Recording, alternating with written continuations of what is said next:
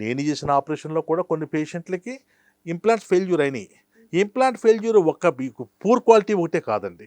ఒక్కొక్కసారి patient early wait bearing చేస్తారు.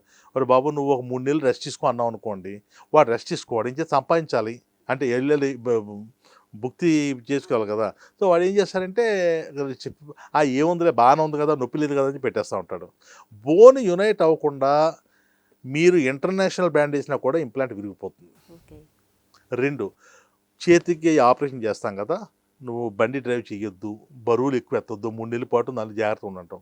వాళ్ళు కొంతమందికి అర్థం అవ్వదు, కొంతమంది దాన్ని ఏమంటారంటే లైట్గా తీసుకుంటూ ఉంటారు. తీసుకుని ఈ బరువులు ఎత్తేసేసి లేకపోతే వెహికల్ డ్రైవ్ చేసేసి చేస్తూ ఉంటారు. చేసినప్పుడు ఏంటంటే ఆ ఇంప్లాంట్ బెండ్ అవ్వడం లేదా స్క్రూస్ బయటికి రావడం లేదా ఒకసారి ఇంప్లాంట్ విరిగిపోవడం కూడా జరుగుతూ ఉంటుంది.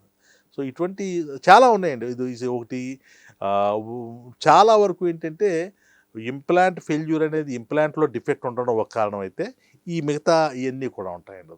ఒక్కొక్కసారి చేసేటప్పుడు కూడా సరైన పద్ధతిలో ప్లేట్ పెట్టినప్పుడు యాక్చువల్లీ మెజర్మెంట్స్ ఉంటాయి. ఆ మెజర్మెంట్స్ అనే కాదు, అంటే ఏమవుతుందంటే టెన్షన్ ఉండకూడదు పెట్టినప్పుడు, ఆ ప్లేట్ మీద ప్రెషర్ ఉండకూడదు, లేదంటే ప్లేట్ విరిగిపోయే ప్రమాదం ఉంటుందని.